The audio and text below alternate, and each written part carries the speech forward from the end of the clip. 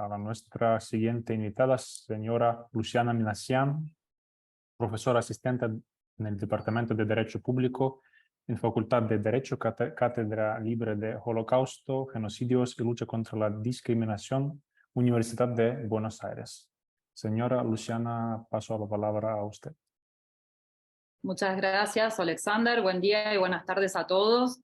La verdad que, como decía recién Tatiana, esta neutralidad es un crimen en sí mismo. Ese es un problema muy grande que enfrentamos.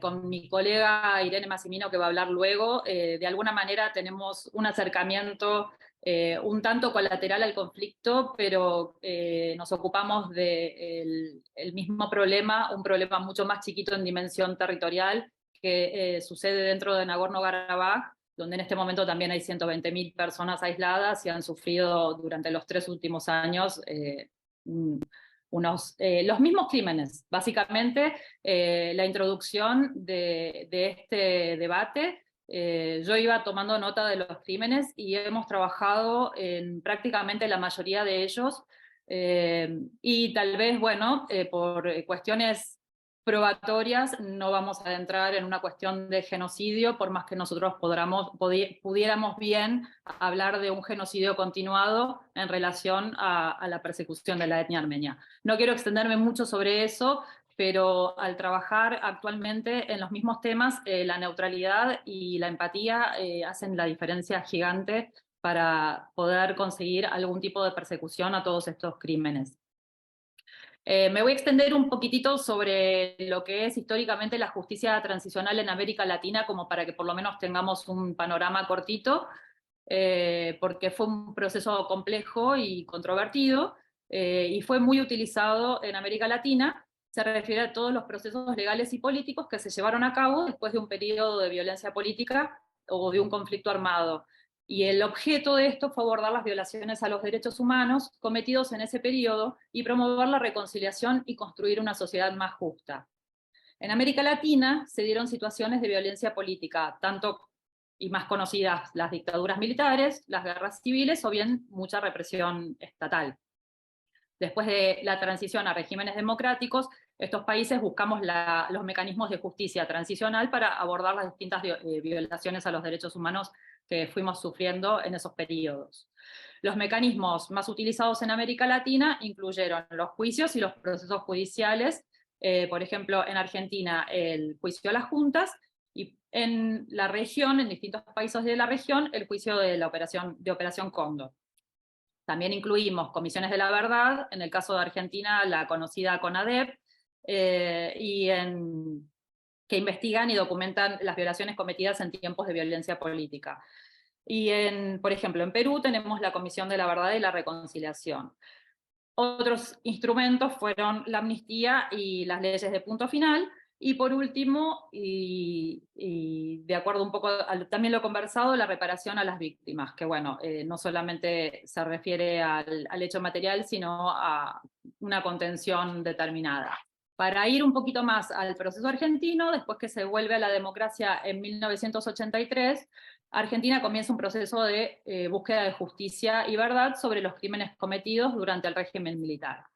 Uno de los hitos más importantes fue el juicio a las juntas que se dio en 1985, las juntas militares, en el cual se juzgaron a los principales responsables de los crímenes de lesa humanidad. Este juicio obviamente fue un paso crucial para sentar las bases de la justicia transicional dentro de la República Argentina. En los años siguientes se promovieron diversas iniciativas para juzgar y condenar a los perpetradores de violaciones a los derechos humanos. Se establecieron distintos tribunales especiales, se revocaron las leyes de amnistía que venían protegiendo a los culpables y se llevó a cabo una labor de investigación y recopilación de pruebas. Además, se promovió la participación de las víctimas y se crearon espacios para escuchar sus testimonios y las demandas.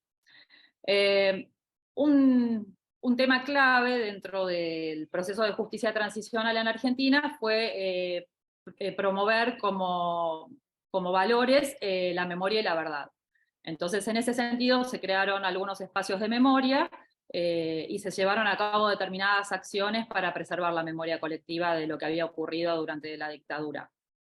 También se impulsaron algunas políticas de reparación a las víctimas y se establecieron programas de asistencia y de apoyo. En cuanto al tema de la reconciliación, ese es un poco más controvertido de alguna manera porque es un aspecto más complejo en este caso, en el caso argentino. La magnitud de los crímenes cometidos y la persistencia de la impunidad generaron bastantes tensiones dentro de la sociedad argentina. Pero, y sin embargo, el proceso de justicia transicional en Argentina fue reconocido por su compromiso con la verdad y la búsqueda de justicia, sentando un precedente importante dentro de la región. Y por eso, de alguna manera, el caso argentino es un referente en el campo de la justicia transicional.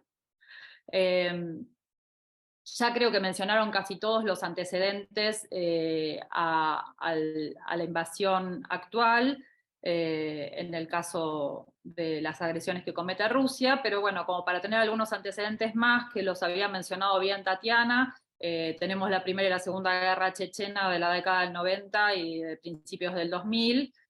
Ahí tanto Rusia como los grupos chechenos cometieron violaciones graves de los derechos humanos, y de alguna manera se repiten un poco los mismos crímenes, porque tenemos las ejecuciones extrajudiciales, la tortura, las desapariciones forzadas y una sistemática violencia indiscriminada contra la población civil.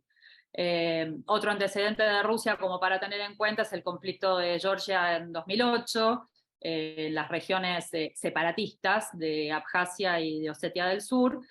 También hubo bombardeos indiscriminados a asentamientos civiles, ataques a la ayuda humanitaria, a los convoyes humanitarios, y expulsión forzada de la población georgiana en el caso de Abjasia.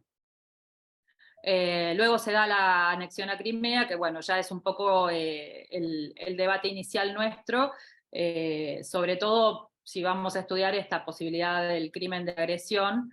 En algún momento lo había discutido con Irene, que había leído que había un profesional que incluso decía instalemos el crimen de agresión a partir de 2014, y esto sería la consecuencia, la continuación de un conflicto armado. Es una posibilidad, cabe o no el debate en base a ello.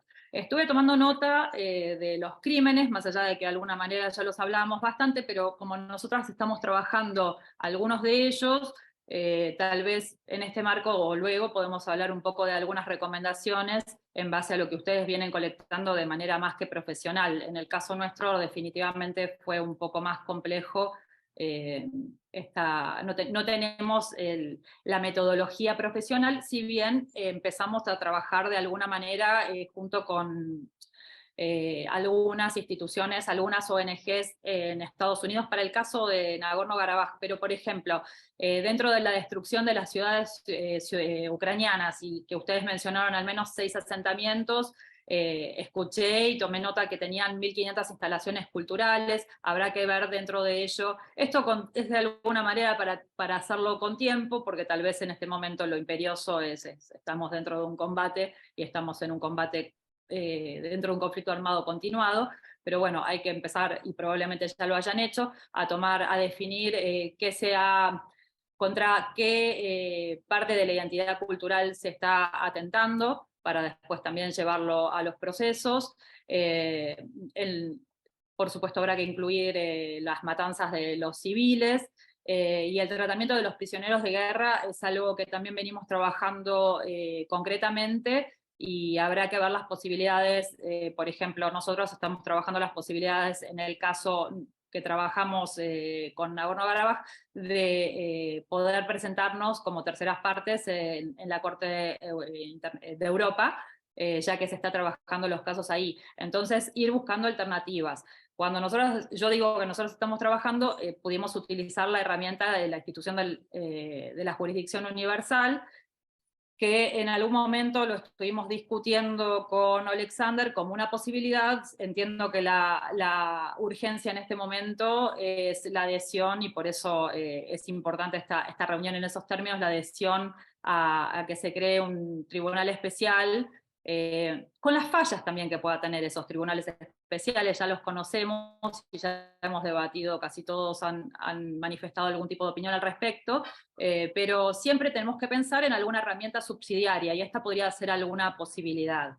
Y también hemos trabajado, en realidad desde el ámbito de los reclamados, el tema del ecocidio, o sea que también tendrían la posibilidad de haber algún tema de presentación específica separada en el caso del ecocidio. Por el momento paro aquí porque muchos de los temas la verdad que ya los hemos tratado, y gracias a todos, gracias por la invitación y gracias por la participación. También quería recalcar que ha existido previamente la presencia de alguna otra ONG o think tank en Argentina, y tal vez sería bueno que luego los identifiquemos y busquemos trabajar todos en conjunto, porque tengo idea de alguna otra actividad que se ha hecho previamente, y en definitiva estamos hablando de lo mismo, así que para ahorrar recursos podríamos seguir uniendo las fuerzas. Muchísimas gracias.